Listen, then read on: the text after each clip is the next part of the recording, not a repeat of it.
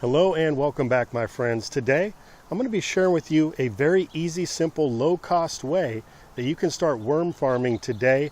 Create a bin so that you can put your food scraps, all your plant-based materials coming out of the kitchen, out of your garden, into a worm bin, helping to feed those worms and create some beautiful worm castings, known to us gardeners as black gold.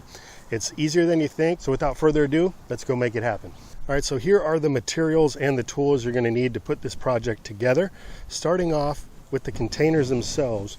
These are the HDX Tough Totes, 38 gallon. You can pick these up at Home Depot. I believe these were about $12 a piece, and these are super durable tubs. I've got some of these that I've had for almost a decade now, and they've held up being in the sun over the years.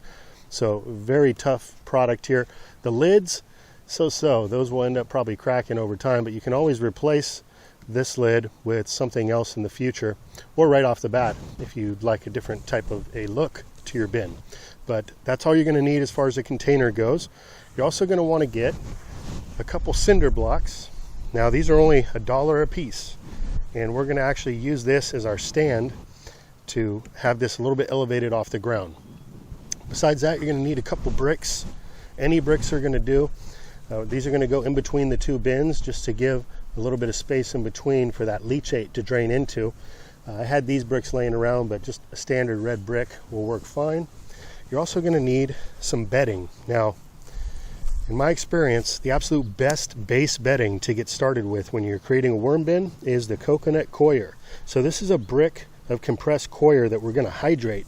And this is going to be enough to actually fill the bedding in this bin twice. So we'll use half of it now, and we'll put the other half in some buckets and use it at a later time. And when you pick up the coconut coir, you want to make sure that you get a product that has had any salts removed, since oftentimes the coconuts are grown near the ocean. It can accumulate some salts that are not going to be good for your bin or the garden. If you want to see the product that I purchased off Amazon, you can check the links below. There'll be links to some of the other things you might need to get this project going as well. Something else to note is that this time of year, in the middle of gardening season, the price of this stuff seems to go up quite a bit. I like to buy it when it's about $20 or less. So usually on the off season, I'll pick up a few of these bricks and have them on hand ready to go. But if you're just getting going with this project, you might have to spend a little bit more than usual to get it going, but it's still going to be worth it because worm castings are extremely expensive, and creating one of these bins and having it continually offering you castings to not only put in your garden but to make compost tea with is going to be worth its weight in black gold. You're also going to want to get yourself a bag of stones, rocks. It doesn't really matter what kind they are, as long as they're not too large or too small. So these mountain granite rocks, again, purchased at Home Depot, works great. Now we're just going to create a little bit of a buffer zone where the holes are at the bottom of the first bin, so that the worms don't crawl under, but it allows all that leachate to drain through. And then you're also going to need some sort of a porous material. If you've watched my other videos on my worm bin, you know that I used an old trampoline, which works really well. You can use aluminum screen material. This right here, I think, was some sort of a window covering somebody was throwing out. And this is going to work just great too. I believe it's made out of vinyl, but it's porous, so any leachate's going to drain right through, and it's going to create that little barrier between the rocks and the worms in the bedding. So anything will work. Just if you've got something laying around the house, give it a try. The more durable, the better. Now for this project, I'm also going to be adding a spigot where we can drain some of that leachate as it accumulates, so we're not having to pick the whole bed up.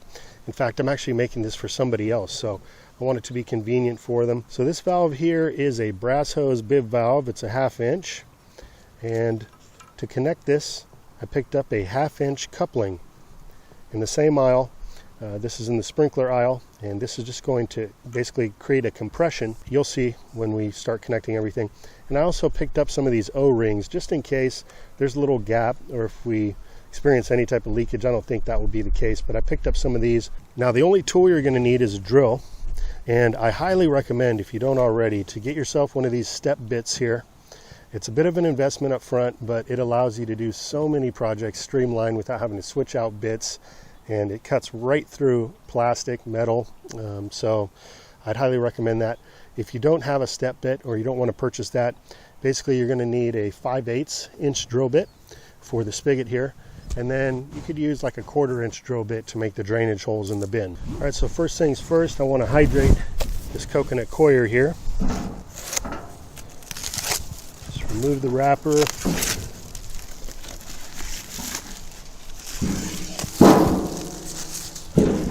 And then add in your water. It takes quite a bit of water to hydrate this brick. You don't want to oversaturate it. You don't want it so that when you're squeezing the final product that it's just dripping out tons of water. You just want it to barely drip. So what I like to do is add enough water to basically get to the top of the brick, wait for it to absorb a little bit of that, break it open, and then see where we're at, add a little bit more water as needed, rather than too much water up front. A little less water in the beginning, and add it as you need it. Flip it over too. We'll let that sit for a few minutes before we break it up. All right, so it's been a couple minutes. We'll just help this along here.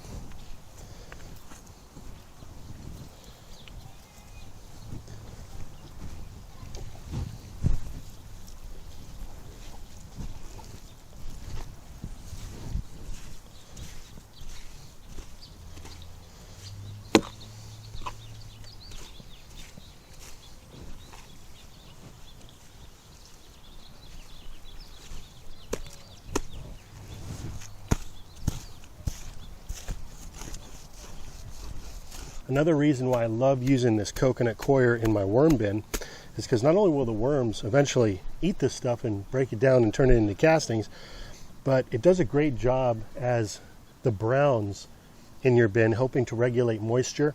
And also it really does help to prevent other insects and larvae from coming into your bin because it's going anaerobic.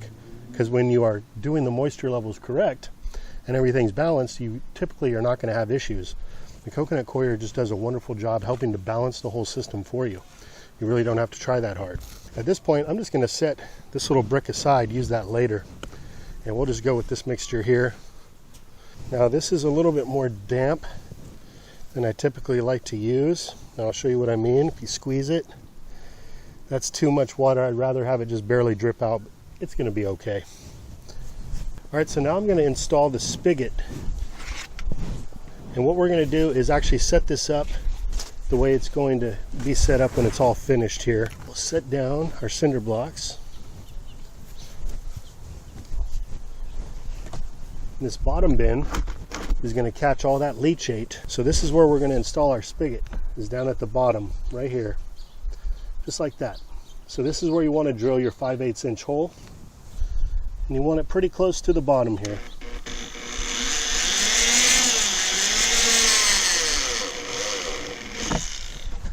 Now you see, it's the perfect fit. You can start to screw that in.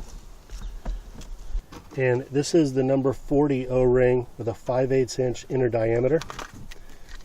These are really cheap too. These are in the same aisle that you find all of the plumbing for the toilet, the sinks and that sort of thing. It'll go down the rest of the way as we screw this on.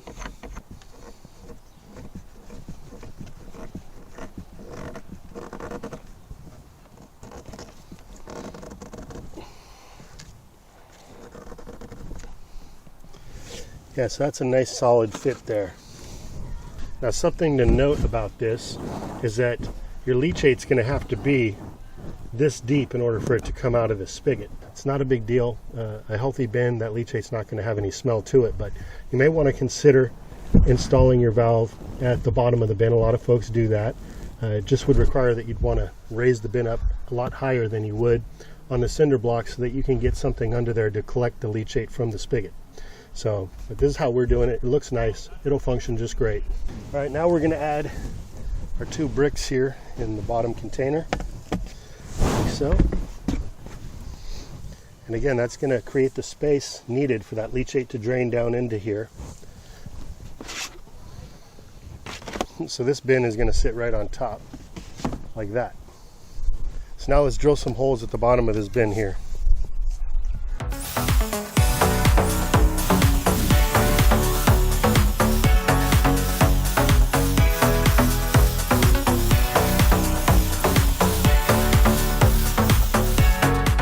As you can see, I wasn't very consistent with the hole size. I'm not too worried about it because we're putting red wigglers in this bin. That's the best worm composting worm for your bin. And they're top dwellers, so they dwell in the top couple inches of your soil. They don't dive deep down. Unless you open up your bin, they're exposed to light, then they're going to dive down a little bit, but they're not going to try to crawl to the bottom of this bin and get out these little holes. Besides that, we're going to have that rock at the bottom as a little barrier. But I would say, you know, anything between a 1/4 inch to maybe a 1/2 inch size hole would be okay. So this is going to go inside now. And we're almost done. Can you believe that? It's just been a few minutes. So now we're going to take our rock and we're going to put it at the bottom of this top bin here.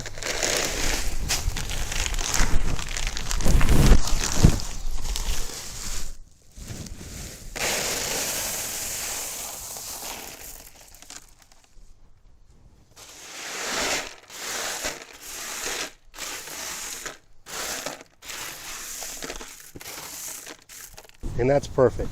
Now you can rinse these rocks off if you want to. There's a little bit of dirt, gravel on there, but you really don't need to. So we're just going to move forward. So now you want to use your mesh material. Like I said, anything will work. I'm just upcycling some product that somebody was throwing out. And the main function of this is to actually make it much easier to harvest your finished castings. Because when you're scooping it out, you don't want to be getting those rocks in your scooper. So this is just going to create a nice little barrier between the rocks and the castings so that you can easily harvest those.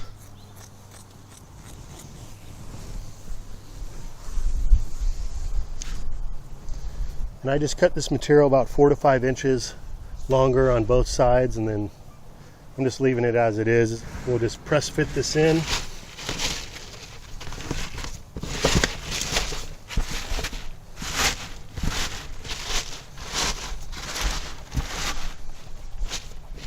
See where we're at here.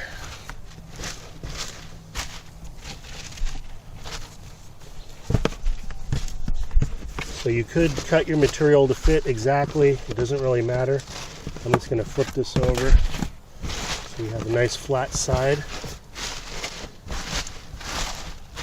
So I decided to add one more step here, and that is I'm going to go around the edge here with some Gorilla Tape. If you've never used Gorilla Tape, this stuff is amazing. So many uses. It'll hold up to all sorts of environments, moisture. And we're just going to secure that bottom liner in place and help to fill any gap, just so that any straggler worms that may make their way down here don't actually get trapped or fall into that bottom bin. This is easy enough to do.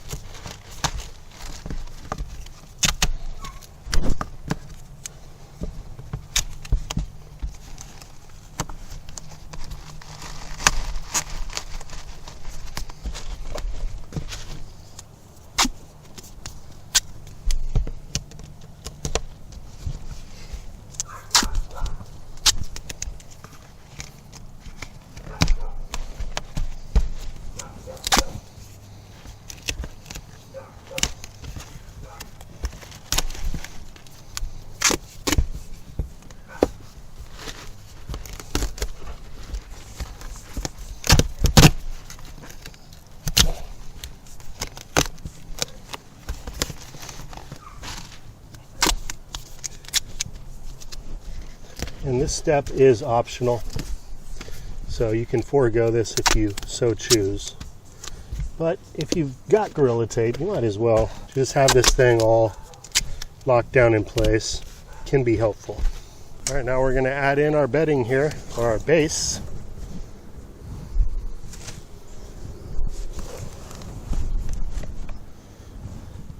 Now, just in case you're not able to get this stuff, you can use grass clippings, composted down wood chips, some good garden soil. Just know there may be other insects that you introduce to your barrel when you do that. and you're gonna have to work a lot harder at balancing the moisture ratio. You're gonna wanna, over time, either add in more kitchen scraps or more browns, things like dried leaves and whatnot from your garden, in order to get that consistency we're looking for.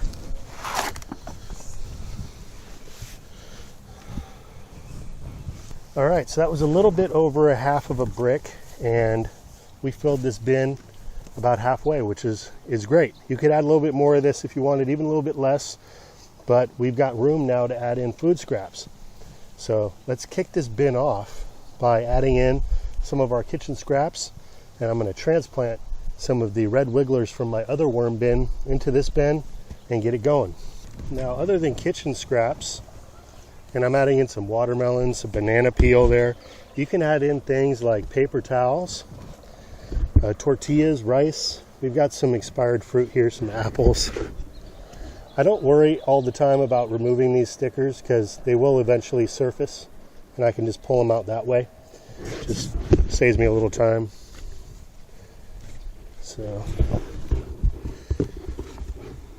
the bins don't so much like things like onions and lemon rinds, although I put them in my bin as well. If you got enough activity, it'll take care of itself. All right, so here's my worm bin that I made out of a bathtub here. Let's see what kind of activity we got in here. Oh yeah. Let's see. Look at those worms. Happy worms. I'm going to transplant some of these guys. And there's worm eggs in here too. So not only are they going to get a bunch of red wigglers, but they're going to get a bunch of eggs that'll be hatching soon as well. That's some good castings right there. That's what we're looking to create. Awesome castings for your garden. Add those in right on top of the food scraps. Oh yeah. You see all those worms? Look at all those little garden buddies in there. We'll put some of that on top. Now, one final step you don't want to overlook is to place a cover on top of all your material in your bin other than the lid. This is just going to add a little bit more protection and darkness to the worms that are going to be right underneath. You can use cardboard. I also like to use coconut coir that comes in a roll. Either one of these products is great because, like I said, it creates a nice dark environment for the worms to thrive in, keeps the moisture in the bin even if you got some airflow coming in, and eventually the worms will eat cardboard or coconut fiber. So it's a great top layer for your bin. And again, I don't worry too much about the stickers that might be on a box because eventually they're going to fall off and surface. And there you go. So when it comes time to feeding, you just lift up your cardboard and you feed right under there. You're going to see a bunch of happy worms right under the cardboard or the coconut fiber. And the final step is to slap on your lid.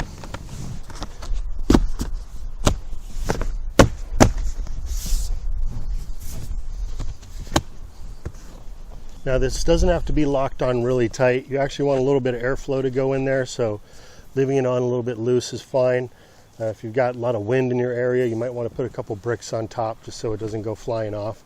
But that is all there is to it. I suggest that you put your worm bin in a shady area of your yard. You don't want this cooking in the sun, okay? So if you can put it under a large tree or near a fence line, that's going to be premium spot for it. So last step, I'm just going to remove this tag. And when it comes time to harvesting the leachate, which in a balanced bin, you're not going to get a whole lot of this stuff, which is good. I don't recommend using the leachate on edible plants, but ornamental plants. And you may want to dilute it with some tap water that may have chlorine in it, just in case you've got any bad microbes in there. But you're just going to open up your tap, collect your leachate, and there you have it, guys. This is a very inexpensive, fast project that you can get going today and start creating worm castings for your garden. Out of all the different things that I implement in my garden, this has probably been the most rewarding, the highest payback as far as what I put into it and what I get out of it. So with that, I want to thank you all for watching. Have yourself a great rest of the day. Until next time, this is Dan from plantabundance.com. Take care. I'll be talking to you again soon.